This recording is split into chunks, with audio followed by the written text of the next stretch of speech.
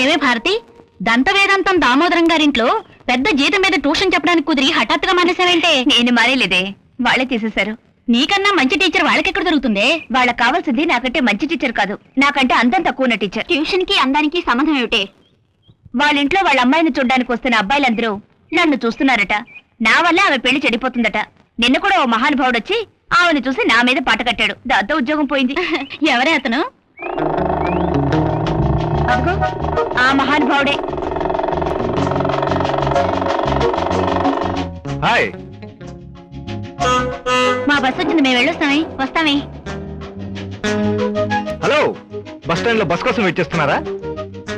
బుద్ధున్న వారు ఎవరైనా bus stand లో బస్ కోసం వెయిట్ చేస్తారు. చాలా పొరపాటు. కొంతమంది అందమైన అమ్మాయిలు అందమైన అబ్బాయిల కోసం వెయిట్ చేసే పవిత్రమైన దేవాలయాలు ఈ బస్ స్టాండ్సే.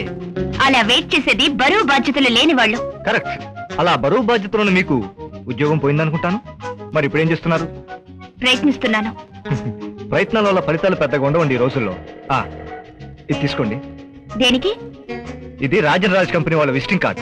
అందులో మేనేజర్ నా ఫ్రెండ్. నేను ఫోన్ చేసి మాట్లాడతాను. మీరు వెళితే మీకు తప్పకుండా ఉద్యోగం ఇస్తాడు. తీసుకోండి. కష్టంలో మీరున్నారు, సహాయం చేసే స్థితిలో నేనున్నాను. మీరే సంకోచించకండి. చేతిలో అవకాశాన్ని విసిరి కొడితే నష్టపోయేది మీరే. మీకు ఉద్యోగం దొరికే వరకు మీరు ఎక్కడున్నా ఆ విజిటింగ్ అని తెచ్చి మీకు ఇస్తూనే ఉంటాను. ఎందుకో తెలుసా? నా వల్లే ఉద్యోగం పోయింది కాబట్టి. I will meet you tomorrow. By by.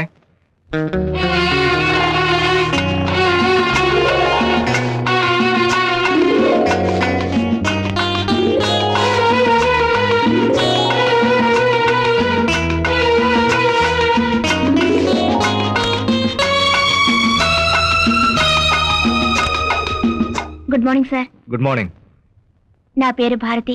ఈ ఆఫీసులో నాకు ఉద్యోగం ఇప్పిస్తానని మీ ఫ్రెండ్ ప్రభు ప్రామిస్ చేశారు. ఈ విజిటింగ్ కార్డు కూడా ఇచ్చారు. ఆ కార్డు అప్పుడే పడేశారుగా. అభిమానం అడ్డొచ్చి పారేశాను, కానీ నా అవసరం గుర్తొచ్చాక తీసుకున్నారు. మీరా? ఇచ్చిన ప్రామిస్ నిలబెట్టుకోవడం ఈ ప్రభుకి ఎప్పుడూ అలవాటు. అయితే ఈ ఆఫీస్ నాదే అని చెప్తే మీరు ఆ విజిటింగ్ కార్డు అందుకోరని అనుమానం వచ్చి నిజం దాచారన్నమాట. అప్పుడు మీకు నిజం చెప్పకపోయినా ఇప్పుడు నా గురించి అన్ని నిజాలు చెప్తాను. నేను మా అమ్మకు ఒక్కగానొక్క కొడుకుని. పుట్టినప్పటి నుంచి కరెన్సీతో కాలక్షేపం చేస్తూ ఐశ్వర్యంతో ఆడుకుంటూ అనుకున్న దాన్ని అందుకుంటూ జీవితాన్ని ఒక ఆటలాగా పాటలా గడిపాను. పూర్తిగా మంచివానని చెప్పను, బట్ అలాగే 100% చెడ్డవాణ్ణి మాత్రం కాదు. వయసుంది కాబట్టి ఆడపిల్లలతో స్నేహాలు పెరిగాయి, డబ్బుంది కాబట్టి పరిచయాలు పెరిగాయి, మనసుంది కాబట్టి మీలాంటి మంచి మనిషి మీద అభిమానం పెరిగింది. మీరు చెప్పింది తక్కువే అయినా మీ గురించి ఎక్కువే అర్థం చేసుకున్నాను. నాలాంటి వాళ్ళ దగ్గర ఉద్యోగం చేయకూడదని మీరు ఎప్పుడో నిర్ణయించుకున్నారు. ఇప్పుడైనా కావాలనుకుంటున్నారా? ఏదో అనుకోవడానికి, నా ఇష్టానికి నిర్ణయాలు తీసుకోవడానికి నేనేం కడుపు నిండిన మనిషిని కాదండి. కడుపు చేత్తో పట్టుకొని బ్రతుకు తెరువు కోసం తిరుగుతున్న మనిషిని. మరి నేను మీకు నచ్చని మనిషిని? నేను మీ దగ్గర ఉద్యోగం అడిగింది మీరు నచ్చి కాదు, నా వ్యక్తిత్వం మీద నాకు నమ్మకం ఉంది. మీరు మీ గురించి చెప్పింది విన్నాక మీ మీద కూడా నమ్మకం కలిగింది. ఏమని? అబద్ధాలతో మంచివారని చెప్పుకోవడం కంటే నిజాయితీతో చెడ్డవారని చెప్పుకోవడం మంచిది. పులిని తెలిసాక మన జాగ్రత్తలో మనం ఉంటాం కదా. ఓకే, ఈ రోజే జాయిన్ అయ్యి అడ్వాన్స్ కూడా తీసుకోండి. మా ఆఫీసులో నాకు దగ్గరగా ఉండి చేసే ఉద్యోగాలు ఉన్నాయి, దూరంగా ఉండి చేసే ఉద్యోగాలు ఉన్నాయి. బహుశా మీకు నాకు దూరంగా ఉండి చేసే ఉద్యోగం కావాలనుకుంటాను. పనిచేసేది మీ ఆఫీసులో అయినప్పుడు మీకు దూరంగా ఉంటే దగ్గరగా ఉంటాయి. నా మీద నాకు నమ్మకం ఉంది. నాకు దగ్గరగా ఉండి ఉద్యోగం చేయడమే కాదు, నా తప్పులు సరిదిద్దడం కూడా జాబ్గా పెట్టుకుంటే నేను ఆనందిస్తాను. మీ ఫైల్లో ఉన్న తప్పులు సరిదిద్దగలను, కానీ మీ జీవితంలో ఉన్న తప్పుల్ని మీరే దిద్దుకోండి. అది ఇక్కడ ఎందుకుంటారా? ఉద్యోగం పేరెట్టుకుని కూతరేసిన కోళ్ళ ఈదులంటే తిరుగుతుంది. దాని మొఖానికి ఉద్యోగం సద్యోగం ఎలాగూ దొరకదు. ఎవరికొకడికి ఇచ్చి కట్టి ఇంట్లోకి సాగనపోయా అంటే బుద్ధ అవుతారులే. మీ బావగారు వినిపించుకోరు. పెళ్ళంటే అంత తేలిక గదగా కాంతం. ఎవరైనా లక్షణమైన కుర్రాన్ని చూడాలిగా. అయ్య బాబోయ్, ఏంటిది అక్కాయ్? కుర్రాన్ని చూడాలంటున్నారు? నేను కుర్రాన్ని కదా, నేను లక్షణంలోను కదా. అవసరం అయితే భారత నాకిచ్చి పెళ్లి చేసేయచ్చుగా. అవునండి, ఇంతవరకు నాకు ఈ ఆలోచనే రాలేదు. చలిపోతే నాకేమన్నా పరాయోడా ఏంటి? ఏలిడిచి కాలుతో తనిన నా పిన్నం కొడుకే. పైగా భారతకి ఈడు జోడు అన్నిటికీ తగినట్టు ఉంటాడు. ఈడు జోడే కాదే అక్కాయ్, అవసరమైతే కాలు చెప్పు జోడు కింద కూడా ఉంటాను. చూడు నా బలం. అవునండి, భారతకి ఈడి కంటే బుద్ధివంతుడు బలవంతుడు దొరుకుతాడా ఏంటి? పైగా ఈడిస్తేనే కాణి కట్నం అడగడు. అవసరమైతే ఆడే మనకిస్తాడు. ఈడికి ఇచ్చి కట్టేద్దామండి. కట్ట పెట్టడానికి నేను నోరులేని పశువుని కాను, నీ నోటికి భయపడే పిరికిదాన్ని కాను. ఆహా, కప్పగంతుల కామేశ్వరమ్మ గారి నవల కుప్పిగంతులు కుర్రపిల్లలో హీరోయిన్ అచ్చం ఇలాగే మాట్లాడుతుంది అక్కాయ్. నవల్లో ఉన్న హీరోయినే కాదు, నిజ జీవితంలో అభిమానం ఉన్న ఏ ఆడదైనా ఇలాగే మాట్లాడుతుంది. పాపం మా వదిన నా కారణంగా కష్టపడాల్సి వస్తుందని నాకు పెళ్లి చేయాలని కంగారు పడుతున్నట్టుంది కదదనా? అవును, అటువైన వాళ్ళని మేము మాత్రం ఎంతకాలం పోషిస్తాం? ఇంకా మీ కష్టార్జితంతో నన్ను పోషించాల్సిన అవసరం లేదు వదినా. నాకు ఉద్యోగం దొరికింది, తీసుకున్న అడ్వాన్స్ తోని నీకిచ్చేరా. అన్నయ్య, ఉన్న మనుషులతో సర్దుకుపోతున్నట్టే నువ్వు నీ పాత వచ్చతోనే సర్దుకుపోతున్నావు. అందుకే నీకు ఈ కొత్త వచ్చి. థ్యాంక్స్. నీకు ఉద్యోగం వచ్చినందుకు చాలా సంతోషంగా ఉందమ్మా. ఇక నీ ఈక్వేషన్స్ కి తిరుగులేదు. కాకపోతే ఆ అమ్మాయి నా గురించి ఏమనుకుంటుందో, ఆ అమ్మాయిని ఎలా దగ్గర చేసుకోవాలో తెలియటం లేదు. నాకు అంతేరా, కిక్కులో ఉన్నప్పుడు మందు మానేయాలనిపిస్తుందిరా, కిక్కు తగ్గాయ మందు తాగాలనిపిస్తుంది. ఇంతకీ ఎవర్రా అమ్మాయి? పేరు భారతి, కెమిస్ట్రీ లెక్చరర్ మాధవరావు గారి చెల్లెలు. ఆ అమ్మాయి నిప్పులాంటి మనిషిరా. నీకెలా తెలుసు మావయ్య? అసలు సిసలైన బ్రాందీ మీద అగ్గిపొల వేస్తే భగ్గుమంటుంది, అసలు సిసలైన అమ్మాయి భుజం మీద చేస్తే చంప చెళ్ళుమంటుంది. లైబ్రరీలో నేను స్వయంగా చూశాను రా. నేను జస్ట్ ఎస్కేప్డ్. అయితే ఇప్పుడు ఏం చేయమంటావు మావయ్య? గట్టి కొట్ట కాయ పైలిపోతుంది, ఇంటికి కట్టాలి. ఏం చేయాలో చెప్పు మావయ్య. ఎంత ఖరీదైన బ్రాందీ అయినా బార్లో తాగితే బాగుంటుంది, గుళ్ళో తాగితే గంట వచ్చి కొడతారు. ఎక్కడ చేసే పని అక్కడే చేయాలి, ఎవరితో మెలగాల్సిన పద్ధతిలో వాళ్ళతో మెలగాలి.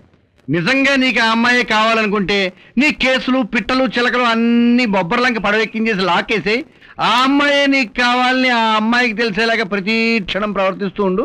ఆ తర్వాత నీ అదృష్టం. ఏరా అన్నయ్య, వాడితో అనవసరమైన కబుర్లు చెప్పకపోతే పెళ్లి కొప్పించవచ్చు కదట్రా. వీడు పెళ్లి చేసుకోడు, నేను బ్రతకుండగా వీడు పెళ్లి చేసుకోడు. అల్లాయ్, మావి టంక్ ఉంది, భూమిలో పాత్యం, పండు వస్తుందా? అది పెరగాలి, పెద్దదవ్వాలి, కాయకాయాలి, దాన్ని దింపాలి కదా. 10 ఎకరాలు మామిడి తోట కొంటానంటావేంటే? మామిడి తోట నేను కొనడం ఏమిట్రా? నువ్వు ఊరెళ్ళి ఎప్పుడు వచ్చావు? నేను ఊరెప్పుడు వెళ్ళానురా? అమ్మకి ఆపరేషన్ ఎప్పుడైంది? నీకు మతిపోయింది. అమ్మ చచ్చిపోయి ఎన్ని సంవత్సరాలైందిరా? మరి ఈ విషయం నాన్నకి చెప్పావా? వీడితో మాట్లాడటం కంటే నా చెప్పుచ్చుకు నేను కొట్టుకోవడం బెటరు. వీడొకడు, వాడు పెళ్లి చేసుకోడు. నాకు తెలుసురా, నేను బ్రతకుండగా నువ్వు పెళ్లి చేసుకో. ఈ మధ్య మరిపోయింది మావయ్య. దాన్ని అలా కంగారు పెట్టకపోతే మనం చెప్పిన మాట విందురా. మందు తాగే పెద్ద పెద్ద వాళ్ళు ఇతరులను తిట్టాలన్నా కంగారు పెట్టాలన్నా మందులు అడ్డం పెట్టుకుని ఈ పనే చేస్తుంటారు. ఇది మ్యాక్డౌల్ సూత్రం 40. నువ్వు చెప్పిన పని చేయి, నీకు పెళ్ళి అవుతుంది. ఏమిటది? పైన మన బాస్ గర్ల్ ఫ్రెండ్స్ కాన్ఫరెన్స్ లో ఉన్నారు. గర్ల్ ఫ్రెండ్స్ కాన్ఫరెన్సా? ఇవి తీసుకుని మిమ్మల్ని మాత్రం పైకి రమ్మన్నారు. నన్నా? ఎందుకు? ఏమో తెలియదు. వెళ్ళండి. హలో డార్లింగ్స్, ఆకాశంలో చుక్కల్లాంటి మిమ్మల్ని అందరినీ ఇక్కడ చూడటం నాకెంతో ఆనందంగా ఉంది. ఇంతకాలం మనం స్నేహితుల్లా కలిశాం. మీరంతా ఎంతో విలువైన కంపెనీని నాకు ఇచ్చారు. అందుకు మీ అందరికీ నా కృతజ్ఞతలు. ఇప్పుడు మిమ్మల్ని అందరినీ ఇక్కడికి ఒకేసారి ఎందుకు పిలిపించారంటే, ఇదే మన ఆఖరి కలయిక. ఒక అమ్మాయిని చూసి ఆమె క్యారెక్టర్ కి, ఆమె రూపానికి ఇన్స్పైర్ అయ్యి జీవితం అనే పుస్తకంలో పాత పేజీలు చింపేదలుచుకున్నాను. ఆ అమ్మాయిని పెళ్లి చేసుకుంటారా? అది ఆ అమ్మాయి నిర్ణయం మీద ఆధారపడి ఉంటుంది. నాకేం అభ్యంతరం లేదు. వెల్ మై డియర్ ఫ్రెండ్స్, ఇదంతా మీరు తెలుసుకుంటే నా జీవితంలో మీరు అడ్డురారని, అబద్ధాలకు దారి ఉండదని ఈ కాన్ఫరెన్స్ ఏర్పాటు చేశాను.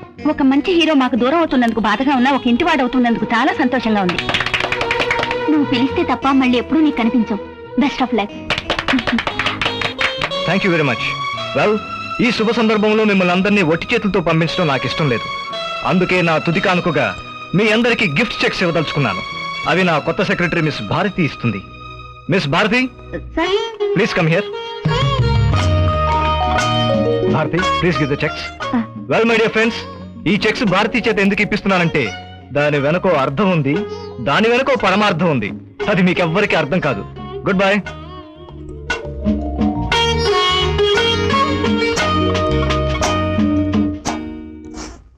అకాయ్, ఎన్ని రోజులైనా మా పెళ్లి విషయం తేల్చవేంటి? నాకు లవ్ లెటర్ మీద లవ్ లెటర్స్ వచ్చేస్తున్నాయి. ఎంతకాలం అని పెండింగ్ లో పెడతావు? నన్నే చేయమంటావరా? నా మాట ఎవరైనా ఇంటేనా? ఈయన చెప్పమంటే చెప్పరు. ఎవరు ఏమన్నా సరే, నా నిర్ణయం మారదు.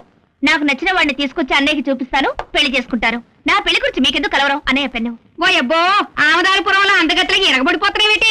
బిడ్డలు పుట్టాక పెళ్లి చేసుకుంటావా ఏంటి? వదినా, నేను చాలా డిమాండ్ ఉన్న మనిషిని. నాకేం లోటు? కొండ మీద నంది లాంటి నా పర్సనాలిటీ కావాలన్నా నీకు దొరకాలిగా. పాపం ఏ ఆడది కట్టుకుంటుందో. క్రితం జన్మలో మహాపాపం చేసుకుని ఉంటుంది. ఏటే నోటుకొచ్చినట్టు అవుతున్నావు? మగోడు నోరు తెరిచి అడిగాడు కదా లోకువా? ఇంతకంటే మొగుడు దొరుకుతాడా నీకు? Hi Bharathi. Hi. How are you? Fine. Good morning sir. Good morning. Bharathi garu, మీతో ముఖ్యమైన విషయం మాట్లాడాలి. అలా బయటకు వస్తారా? Okay. Thank you. Oh, I'm sorry. ఏంటి ఇంత చొరవగా ఇంట్లోకి వచ్చి మాట్లాడుతున్నాను అనుకుంటున్నారా? నేను ఎప్పుడు అంతే. అనుకున్నది ఇమీడియట్ గా చేయడం నా అలవాటు. ఇవాళ మీ ఇద్దరు మాట్లాడుకుని రేపు ముందుకు వస్తాం. Okay, see you.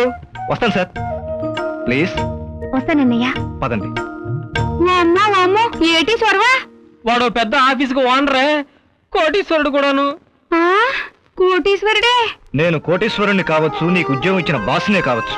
ఆఫీసులో మాట్లాడదామంటే ఇది వృత్తికి సంబంధించిన విషయం కాదు, నా వ్యక్తిగతానికి సంబంధించిన విషయం. దీనికి నీ నిర్ణయం కూడా చాలా ముఖ్యం. అందుకే నీతో ఏకాంతంగా మాట్లాడదామని నిన్ను ఇక్కడికి తీసుకొచ్చాను. చెప్పండి. భారతి, నేను ఇంతకాలం నాకు నచ్చిన దారంటే వెళ్ళాను. నవ్వే వాళ్ళతో నవ్వాను, పాడే వాళ్ళతో పాడాను. కానీ నిన్ను చూశాక నిన్ను అభిమానించాను. నీతో పరిచయం అయ్యాక నీ క్యారెక్టర్ని లైక్ చేశాను. ఏమిటో అర్థమయ్యేలా చెప్పండి. నువ్వు అపార్థం చేసుకోనంటే నీకు అర్థమయ్యేలా చెప్పడం పెద్ద కష్టమేం కాదు. చెప్పండి. I love you.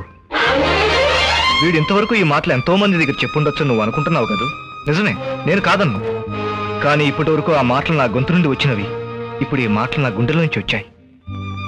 నా గతాన్ని నేను మార్చుకుంటాను, నీకోసం మనస్ఫూర్తిగా మార్చుకుంటాను. అలానే ఒట్టేసి ప్రమాణం చేసి చెప్పడం నాకిష్టం లేదు. నన్ను నమ్మితే నీ నిర్ణయం చెప్పు. అఫ్కోర్స్ ఇలాంటి పరిస్థితుల్లో అవును కాదని చెప్పడం కూడా కష్టమే. I know that. నేను కారులో ఉంటాను. 10 అంకెలు లెక్క పెట్టే లోపు నువ్వు కారెక్కితే అవునన్నట్టు, లేకపోతే ఇంకెప్పుడు నీ ముందు ఈ టాపిక్ నేను తీసుకురాను. ఓకే? 1 2 3 4 5 6 7 8 9 10.